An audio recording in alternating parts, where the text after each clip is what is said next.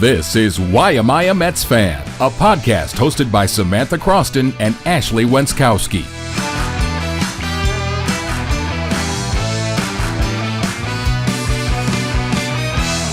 Yo, everyone. Welcome into another episode of the Why Am I a Mets Fan podcast. That's Ashley Wenskoski. I'm Samantha Croston, and we are two Syracuse sports reporters with a baseball podcast. Want to say thanks again for all of the continued support. We've been seeing all of your guys' comments and loving it. We see the tantalizing word is taking off. The thumbs down is taking off. We love that. You know, if we had merch, I know this is a long shot, but like, would you guys actually buy shirts with tantalizing, A thumbs down, get a grip, for instance? Because we could maybe make some things happen if that's something that interests everybody. Could pull some strings, you know? Yeah, so let us know about that. But sincerely, we're on the road right now. I'm sure you guys keep up with this because we see some of you guys saying it, but we're on the road to 10,000 subscribers. We're on the road to 1 million all-time views in 10 months, which is crazy. And I honestly think we could both say that in that amount of time, we never thought like this is a place that we'd be in. So sincere, just that once a month. Thank you. Feeling very grateful. True or not true? Thank you. Thank you. God bless and Godspeed. And God bless and Godspeed.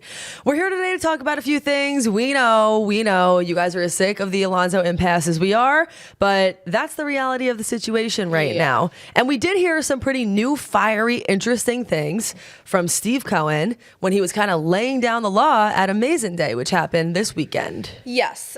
Please, God, this is me talking to God for a minute. If I have to sit down at this table She's not that next religious. week, I'm not religious at all. If I have to sit down at this table next week and talk about the Alonso thing one more time, I'm going to lose it. The next time I'm sitting here, I better have a result, although with some of the news and reporting this week, it's sounding like I may not.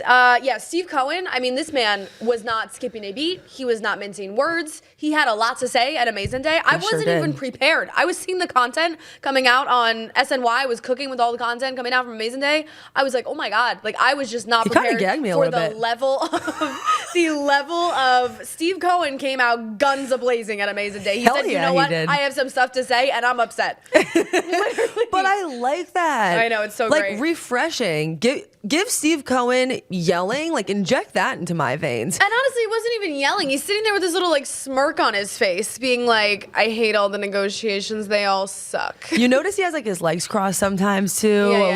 A little extra level of, I don't know.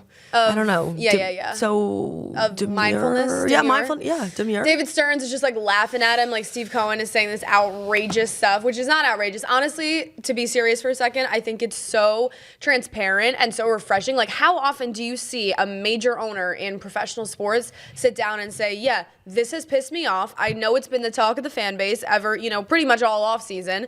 It's your biggest free agent other than JUAN SOTO, who you got outside of the organization. I mean, I'll tell you, to say. You know when you see that? When your owner is a big, gigantic fan, but he's also a billionaire. Right. He's been through negotiations a few times. I mean, Steve Cohen he knows how to handle himself. He's negotiated a few things. He knows how to work a room. Check out the list of his houses on Google. Sure. But let's tell you some of the things that he did say and why we thought it was so refreshing to hear. He said, I'm not going to allow a period of time or some impatience to make decisions to try to interfere in any way with a plan that we're trying to implement. He said, Soto was tough. This is worse. Oh, my God. Whoa. This is worse than JUAN SOTO. This is worse than going out and reeling in, I mean, the biggest free agent other than Shohei Ohtani in years, in the decade. What do you mean this is worse? Like, he heard those conversations. Get a grip. I'm telling you. I say it every week. Pete Alonso and Scott Boras need to get a grip. No, they have to. Like, when you really think about, surely he knows all the conversations that were going on during that time, all the pressure that was being felt. For him to say, this is worse, the things happening behind closed doors must be blowing him away. Outrageous. Egregious. I could keep going. I mean, let's just say Steve Cohen didn't drop that little one-liner. He didn't say any of this by accident. Like, in my mind, there's no way that Steve Cohen didn't leave that and be like, oh, God, I should have kept that some stuff closer to the chest. No. Steve Cohen did not make the Soto comparison by accident. Here's the full quote that I think is just, I'm going to read the whole thing because it is a lot to unpack. He goes, I don't like the structures that are being presented to us. It's highly asymmetric against us, and I feel strongly about it. I will never say no. There's always a possibility. But the reality is we're moving forward and we continue to bring in players. And as we continue to bring in players, the reality is it becomes harder to fit Pete into what is a very expensive group of players that we already have. That's where we are, and I'm being brutally honest. I don't like the negotiations. I don't like what's being presented to us. And listen, maybe that changes, and certainly I'll always stay flexible. If it stays this way, I think we're going to have to get used to the fact that we may have to move forward with the existing players. Steve Cohen really said, I don't like it. I don't like it at all. I don't like you. I don't like Pete Alonso, and I don't like Scott Boras. Mrs. Cohen called and was like, how'd it go, honey? He was like, it went great. I scorched him. He's like, where are we going to dinner? Pop the bottles. Literally. Like, it Get was anything you want. Yeah, sure. He's a billionaire. Right, Why not? right. It was intentional. Like, all of this, there was a plan behind it. And to be honest with you, because we're going to get into some of the other things that are being said, but if he's saying, right, this is Steve Cohen, who we know to be a very fair man, a very reasonable, A highly intelligent man. a highly intelligent man, a reasonable man. I mean, level-headed, all And a considered how much money he has. And a lifelong Mets fan. Let's not forget. All that stuff. Humble. Reeks of humility, honestly. So for him to say that it's asymmetrical and he doesn't like what's happening behind closed doors, And he feels strongly about it. then something strong must be happening. Because Scott Boras, then all of a sudden, you see him coming out and saying, no, everything's fine. No. It's all What do you all mean? good. It's Scotty's the out industry here. standard. To Scott Boras and that situation, I have a message. Get a grip. He let them down. Thumbs down. I mean, he let Pete Alonso down in a big way. Yeah, we've talked about that. We've touched on that. I mean, if this doesn't get done with the Mets and with Alonso, am I blaming Pete Alonso? Am I blaming the Mets? Not really. Am I blaming Scott Boras? Yeah. Now, who does Scott Boras work for? I'd like to point out, because I see the takes. Scott Boras works for Pete Alonso. Pete Alonso hired Scott Boras after last offseason when he didn't like the first extension that was presented to him. Which, by the Scott way, Boras should have taken that. Right, Can we just go there if for a we could second? just rewind to 7 years, 158 million, I think Petey would take that in a heartbeat. But Scott Boras, I feel like it's worth putting out there. Scott Boras works for Pete. So if I'm Pete, and we'll get into this now after the fallout of these comments, because there has been some this week, but Pete pays him. Scott works for Pete. It's not the other way around. Pete doesn't work for Scott. So if Pete really doesn't like what's going on here, and that's where I'm split between how much do I actually believe Alonso wants to return and be a Met, I think he is a little hurt. Because if Pete really saw this and wanted to go full stop, no, I want to be a Met, I want to create my legacy in New York, Pete can pick up the phone, or Pete can tell Scott what to say. 100%. It's not like the guy has him handcuffed. He's allowed to say whatever he wants. But also knowing Scott Boras, knowing his reputation, I'm sure he has a lot of different voices in his ear and probably doesn't know what to do. Because honestly, I really didn't think about it for a while until the other day when I was listening to some other Mets podcasts and thinking about that first offer. I don't remember the exact numbers. If you do, great. But that was a really, really good offer that he was presented with. And he didn't take it. 7 years, 158 million, or this offseason? The one from even prior to this offseason. Yeah, that was 7 years, 158. Okay, 7 years, 158 million. Like, he didn't take that offer, and I really, it's finally all making sense to me. This is reminding me of that kind of situation where, for any of my sports bettors out there, right? You bet, throw down 100 or whatever, or maybe even better yet, it's one of those big bets, right? It's like a $400 bet. You're allowed to cash it out for $250. And Pete Alonso decided, nope, I'm going to let it ride. Not cashing out. He's not cashing out. Then what happens? He ended up with zero. Lost all his money. So now he's like, you know what? I have to get that feeling again. I have to chase that again. I have to do better now. So he's just throwing down money on dumbass parlays, and he's still getting no money. And he's not going to ever get as much as he could have gotten the first time with that first great bet. Right. Because not every bet's going to hit the same. Right. He didn't really have a great season, so now the offers aren't rolling in the way that they were at that time, which was a great, like looking back now, I'm sure him and his wife are like, why didn't you do that? You should have taken that. And he didn't do it. So now it is, to me, if I was in his position, I'd honestly feel pressure. Yeah. Even from like his wife and his family and his outside sources to make sure that he does really make the right decision this time around. Yeah. I don't know what that means to him. It really depends. I don't know how much money's involved. Petey needs to just try to get some of his money back here and get up from the table. Honestly, if I'm Pete Alonso at this point, give me a 1 year deal. Give me a 1 year deal. I'll bet on myself again and try to prove myself next year. And hopefully then I can sign the big thing. I'm going back to the Mets and I'm saying, give me $20 million 1 year. We'll ride it out. We'll figure it out, next year. Let's just restart this entire process. In a way, I actually kind of love that. I'm going to give that the stamp of approval. Thanks so much. Because it means a lot. I know, because sincerely, at this point, there is room to grow. Yeah. You didn't play that well. Maybe that's the kind of thing that he needs to almost feel a little bit of the pressure, to feel like, okay, I'm fighting for something bigger here. And that's what I called it last week. Maybe we need to get off that. Honestly, I'm not sold that Pete Alonso is in love with these rumored 3-year.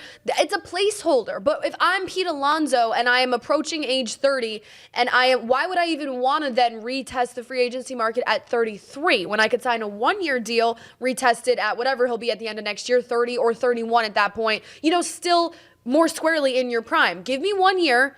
Or give me, I know the opt-outs have been a discussion and that's half of the battle, but to me, I would this placeholder deal seems like it's going to screw him even more. The only thing I can say going against that is maybe he's just tired. I mean, if this was really hard for Steve Cohen, it's probably been really hard for Pete Alonso. You just know these negotiations, especially one like this, is probably bringing out the worst in people. I'm sure. And I think it must be a nice feeling to just know for 3 years, this is where I'm going to be. This is where I'm going to stay. Sure, I guess. I'm just saying. I'm not tantalized by then retesting the market at 33 when we've already seen what he is as a player.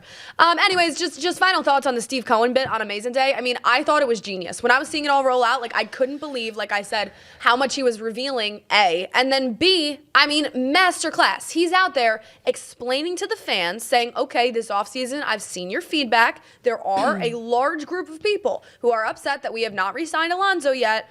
This is why I'm being totally honest with you, while also playing chess and talking to Alonso. You think Alonso didn't see all of that? He did. Steve Cohen, masterclass. Chess player. Scott Boras, disaster class. Disaster class. I was hoping you were going to say it too. Scotty not only fumbled the bag, he literally lit the bag on fire. The bag burned. It's incinerated on the ground.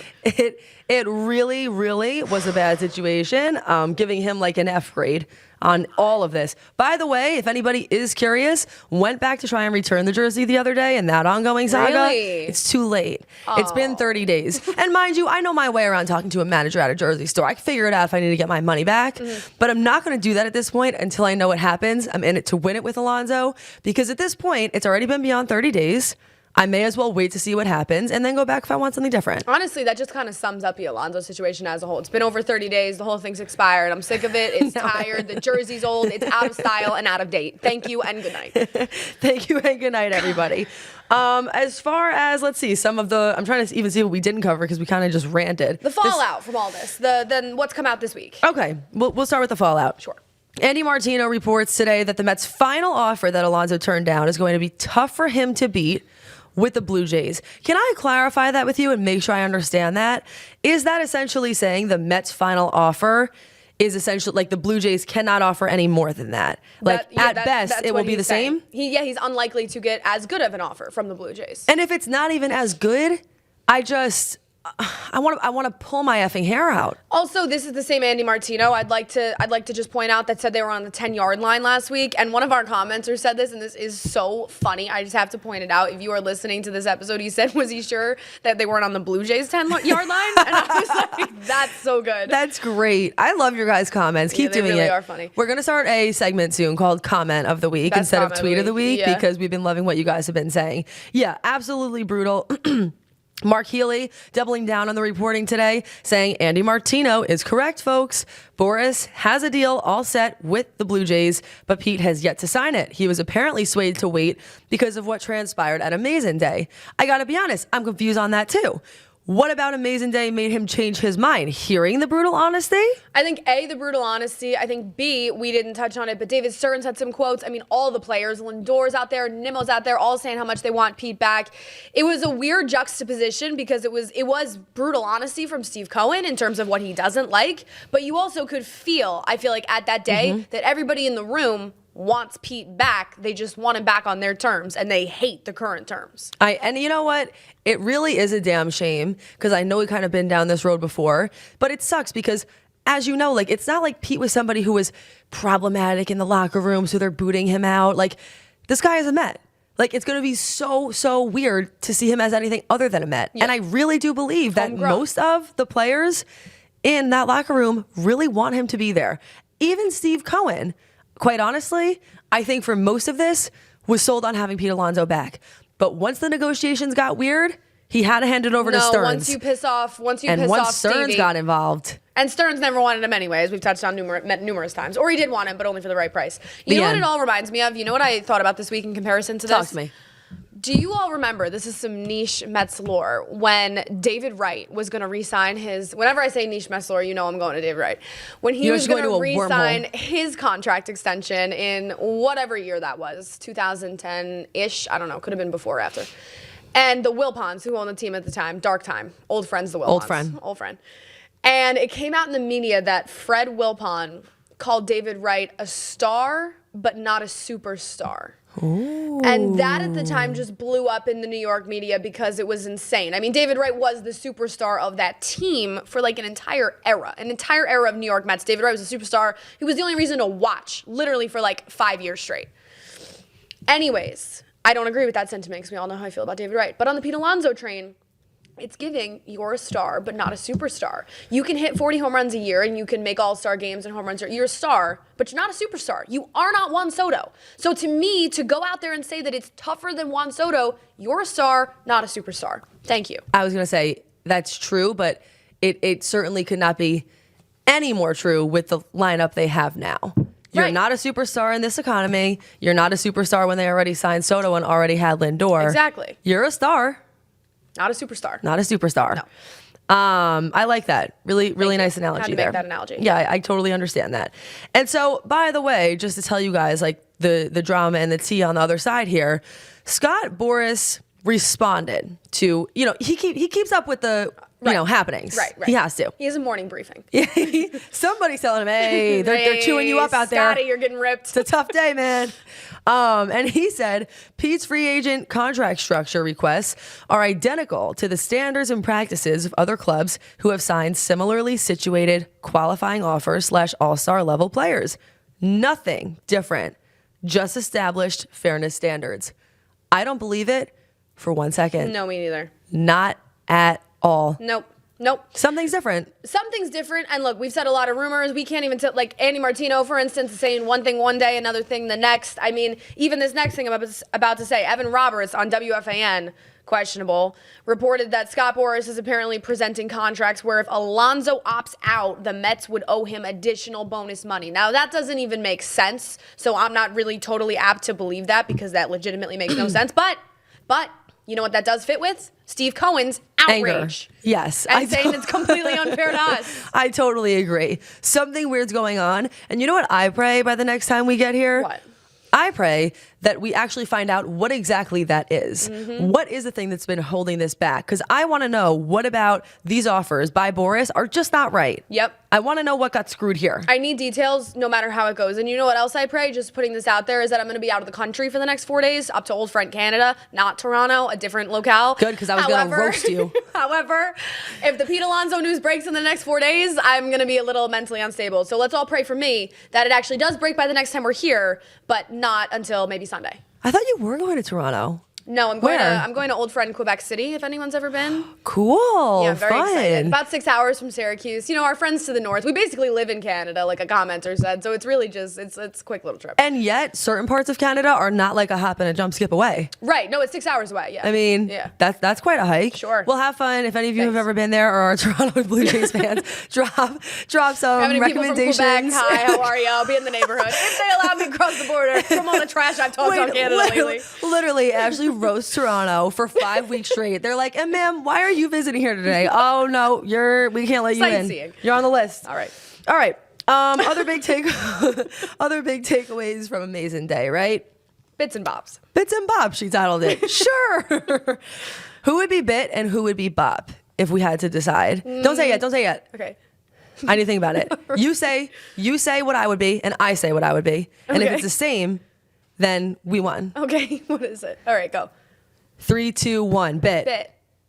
Okay. Yeah. No, that's what I was calling you the Bit. And I was calling me the Bit. Okay, so we were on the same. All right. Obviously, you're the Bob. Yeah. Okay. So, do you guys want a shirt that says Bit and Bob? Anyway, Anyway, also, why were you so delayed? I thought we were going to say it at the same time. I don't know. You got the 3, 2, 1, and I was like, 1. Okay. Another a bit and Bob. 30 minutes. Okay, this is Steve Cohen on Soto. Yeah. He said 30 minutes before I found out that we were legitimately going to get him, I thought we weren't getting him. Right. Which I guess all I can say on that one note is it speaks to how crazy the Soto negotiations are. Yep. So again, what's going on with Alonso? We won't go there, but like, wow, to say that. Yep. Came out that he was at dinner. I mean, he was about to tuck into a nice pork chop, and then he found out that they were going to Juan. So I'm not joking. That's legitimately what was in the article. He found out that they were about to get Juan Soto. So Stevie was taken by surprise there. Maybe it'll be like they find out Alonso's going to Toronto 30 minutes before that happens. I don't know. I hope so. And I hope there's a pork chop involved. And I hope there's a pork chop. Dude, who eats pork chops? He's like, I read that and I was like, what an odd choice for a meal. Anyway, sorry. Oh my God, we're getting really off track today. So sorry. Okay, other things are, here's a quote from Frankie Montas on the Mets starting 5. I feel like this rotation has the potential to already? What? It's just so outrageous, this quote. I know. We like tweet. You like texted me over the weekend. No, I was like, I can't talk about this right now. I was like, I'm gonna crash out. Like, Yep. what is this? No, this is where she crashes and burns. Like, be prepared for something insane to happen. Frankie Montas on the Mets starting 5. He said, I feel like this rotation has the potential to pretty much throw, I would say, 5 number ones over 5 days. Oh my God. The tears. Sometimes when Ashley laughs really hard for a long period of time, she cries. I have a condition. And what is that condition? Okay. I just want all of you to know we have an intern in here right now on her first day. She's like, So I'm sorry. not coming back. This is a professional podcast. A professional podcast that takes shots during the playoffs. Yeah, it's not that professional. Anyways, how many number ones would you say? 1.5 on like the best day, maybe like a half actually in general. 1.5 is like if everything goes right, and that would be Kodai Senga and what's his face, Manaya. Not 5. I mean, certainly not 5. Like, I'm Was not he even talking sold. about the Dodgers on accident? Maybe. I'm not even sold that the Mets have like a serviceable 5-man rotation, let alone, you know, it's a proposition I thought about recently. If they like still crying. have Senga on a 6-man rotation, I know. let alone 6. She's literally gonna crash out. That's how bad the rotation is. That's what happens. This is what happens, sir. No, I'm sorry, honestly, that quote was just really outrageous. Like, I'm gonna pin that on the wall. Yeah, no, that I hope he's right, but I fear he is really I mean, wrong. I appreciate the confidence, I guess. I appreciate the positivity. Sure, optimism, you know. That matters. All that. To some people. All that. All right. Another thing from Edwin Diaz on Alonso. He said, I hope he comes back. But if he doesn't come back, we wish him the best. Pete's a great person, great teammate, great clubhouse leader. We'll see what And happens. a terrible negotiator. That too. But I think we include that, honestly, to say I think that is not just the voice of Edwin Diaz. Wouldn't you say a lot of people fall, to quote you, squarely in that camp? Squarely in that camp. Lindor was saying it, Nimmo was saying it, they're all checking up on him. McNeil's on MLB Network today saying he's his best friend. Like, you'd think somebody would like matter enough in that situation to be like, come on, Baty, like, come on now. It's like when the toddler's in timeout and you're like, come on back. It's okay. Only for 5 minutes. Yeah. You learned your lesson. Right. Yeah, honestly, I even think, I just know we keep going back to it, but I just have to say, like, I think even Alonso is fed up. There's no way that behind closed doors, Alonso's not talking to his wife, like, what the F did I get myself who's into? fed up? His wife. Haley Totally. Alonso's like, where are we moving come March? I'm going to kill you. Yeah, she's done. Yeah.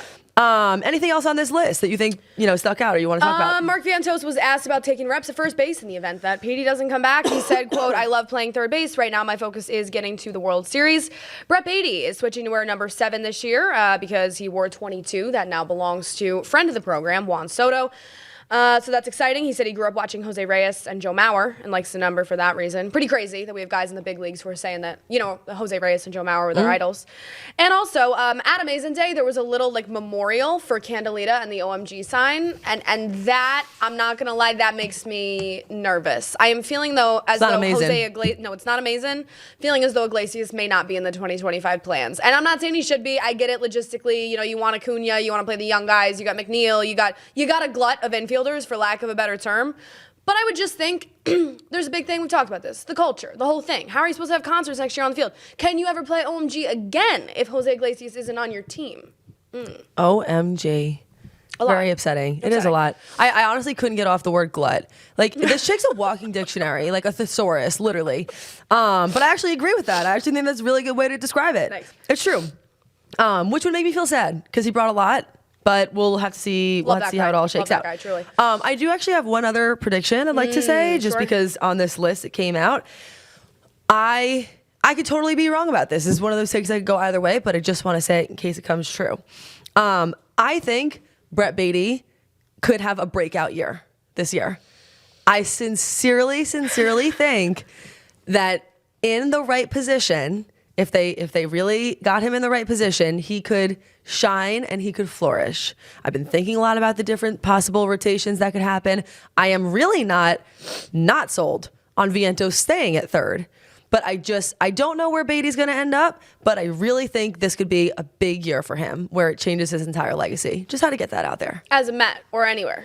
I want to say as a Met. Yeah. In my mind, it's as a Met. Well, I don't think they would have had him out there at Amazin Day if he wasn't going to be a Met. First of all, I think that is a signal. Second of all, I've spoken to old friend Brett when he was down here all summer in Syracuse. He's not an old friend.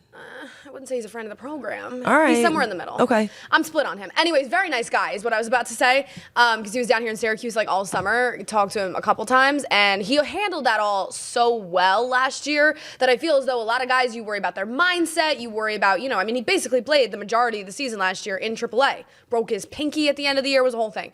But he seems like a guy who mentally is on the straight and narrow. And I feel like probably uses that as motivation and doesn't, feel like he's not a part of the Mets plans. So anyways. No, he genuinely is a really, really nice guy. Great guy. Would be very happy to see him succeed wherever that ends up being. Yeah. All right, a couple other non-Mets, or I guess it is sort of pertaining to the Mets as well, but some other rumors and things that we're monitoring. Ryan Mountcastle. I'll let you take the reins on that. Yeah, so according to Pat Ragazzo, who's been cooking lately on the rumors and Mets news for Sports Illustrated, said that the team has discussed trading for Orioles first baseman Ryan Mountcastle if Alonso doesn't pan out. Mountcastle is 27. He hit .271 last season with 13 home runs, 63 RBI. He posted the same B-WAR as Alonso, 2.6, though he probably has a higher value defensively than Alonso has. I'm intrigued by that. I'm intrigued by the fact that he's 27. I'm intrigued by what exactly that trade package would look like. The most intrigued, we talked about the Spencer Torkelson stuff last week. I like Torkelson a little more than I like Mountcastle, but I like both of those guys because they are still on the younger side. It seems like you could, shore up the infield and get a serviceable guy in there for much less of a price than Alonso's demanding. So, not to mention just came from a winning team. Like a lot of the time I say sign me up for somebody who just came from a winning program. The Orioles most definitely in that camp.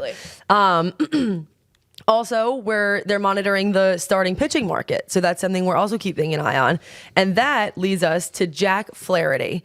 Dodgers fans, good morning. Good morning. Good morning. Good evening. I don't even know what time is it there right now. There was 3 hours behind, right? I don't know, like 5. Good evening. He is still on the free agent market. I know. And I've been trying to do some research on this. I've been trying to make sense for it. So obviously, Dodgers fans, comment, lock in. What's going on here, though? I think it's clear he didn't fit in the Dodgers' plans, right? For the rest of, because we've touched on that rotation a number of times. They have 5 number ones, if you want to talk about that, maybe 6. So the Dodgers got him at the trade deadline from the Tigers. Then he became instrumental in their World Series run and eventual win of the World Series. Started game 1, the whole 9 yards. Handed it to the Mets many times along the way there, I should add. Like truly instrumental. Truly instrumental. He's the top free agent left on the market, starting pitcher-wise at all. And also the top free agent left on the market, not named Alex Bregman, who, by the way, the Mets are reportedly out on, with a 2.6 wins above replacement. He doesn't turn 30 until October, so he's 29 for this season, pretty much the majority of it. He is coming off just his second full year since 2019, which is when he was looking like he was going to be one of the rising young aces in baseball when he was with the Cardinals. But in 2024, he had a 13-7 record, a 3.17 ERA, a 1.07 WHIP, and 194 strikeouts in 162 innings between the Tigers and the Dodgers. I mean, you could sign me up for some Jack Flaherty. I'd be happy with that signing for the Mets. Right now. And they're also in on Nick Pivetta, so I'll also say that. He was most recently with the Red Sox. He'll turned 32 years old in February, but 4.76 ERA for his career. Not tantalized. Miss me. You're saying miss you on that? I'd say this. Flaherty's my top choice, and it's not close. Right. And also just maybe I'm biased because I saw what he was able to do to the Mets. Yeah. But those were high pressure situations and high stakes. I know he muffed one of them. I definitely remember he blew one of his starts. I do believe that was against the Mets. The Mets won a game that he pitched. Yes, that's what it is. But I mean, as long as we're not going based upon what Frankie Montas said, and there's not 5 number ones, Flaherty seems like go after him hard. Yeah. See what I you think can Flaherty do. would slot right up there with Manaea, Senga, and then Flaherty. All right, all of a sudden, that's a top 3 that I'm feeling okay about. I'm feeling decent about a top 3 there. Same. And honestly, seems like, I mean, let us know what you guys thought, but seems like a good guy. Seems like he would fit the culture of the Mets. Yep. Defended the Dodgers, if I am correct, on social media when people were, I forget exactly, I should have had the tweet up, but tweeted something along the lines of the Dodgers are basically just doing what everybody else has the capability to do. The Dodgers are just doing it. So even though he doesn't seem like he fits in there anymore, obviously, with their plans in the rotation, he's still defending that organization, which I like. Any other notes before we get out of here?